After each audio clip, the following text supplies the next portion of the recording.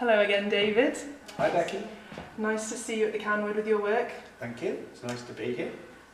Can you tell us a little bit about this piece, please? Yep. This is a piece called Breathtaking.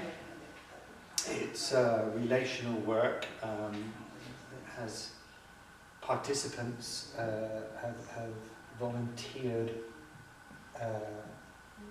some of the work. It's sort of a two-piece work, really. There's a story which is written on the windows that relates to the inflated bags.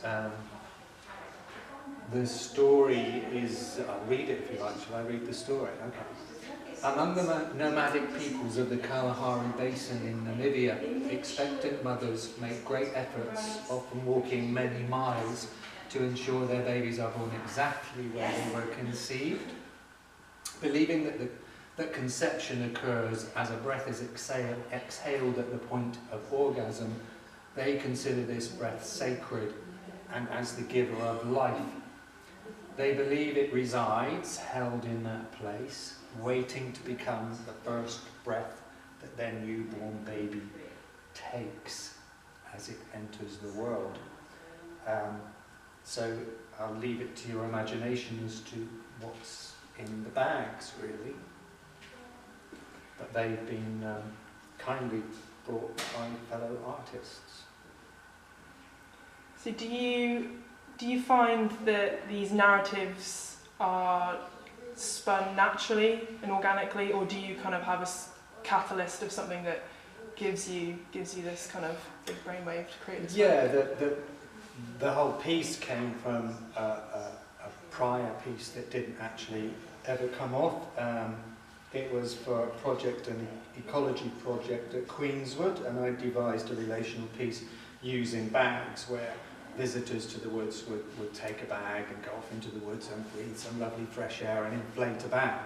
And printed on each bag was holding your breath, and they would come back to the beginning holding their breath in a bag. It didn't happen for various reasons, but I really liked this idea of these bags containing holding your breath. And so I just developed it from that, thought, well, I like this. How can I reuse this in a different way? And so I thought about different types of breath, and basically this idea occurred. So although, as it appears here, the story has primacy, and it seems to be the story that's important, and then the bags that came first, and then the story followed after that. So yes, it was an organic process as it developed, really. And it fits beautifully in this space. I mean, you can't argue with the kind of the beautiful setting of it. Do you think it was made for this setting, or do you think it can be kind of transported anywhere and put into a different gallery, or presented anywhere else? Yeah, I guess in a different gallery. I mean, you could have different types of breath, really, couldn't you? And so in a different space, it would be a different thing. It could be a different story. It has potential for a lot of changes. In terms of conceptual art, do you see yourself as a kind of magician? I know that's probably a strange phrase, but I mean, when I was presented with this work, I felt kind of like a magic come over it. I think there's a sense of storytelling and narrative in it, and yeah, thank you. That's really nice, because that feels like an achievement, because I think that is what you do, isn't it? It's in all art that you present, there's an element of illusion, and so if you're able to conjure that in people and make them see something that is, really it's just some vinyl letters on some glass and some white paper bags, but we made something else with them. It's become something other than that. So that's the illusion, and you create that. So it is a bit like magic, yeah. It's a different way of seeing, isn't it? I think artists bring that to the forefront, I think, for people who necessarily don't see things in that way. Mm-hmm. So I do think it's a sense of illusion and magic. So yeah, grand magic trick. Yeah, absolutely, and it's enjoyable. It's enjoyable to do that, and this is a piece that these you read the story, and the bags are sacred. They have sacred breath in them. So yeah, that's it.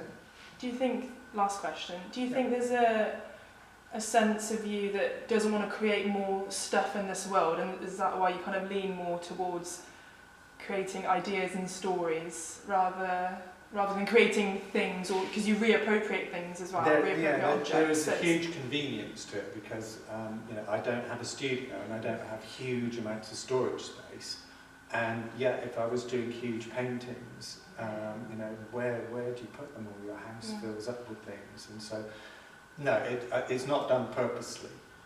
That's just the way my mind works, really. I like to sort of think, and so my art is about thinking. Well, that's very great. Thank you very much, David. It's all right. You're welcome, Becky.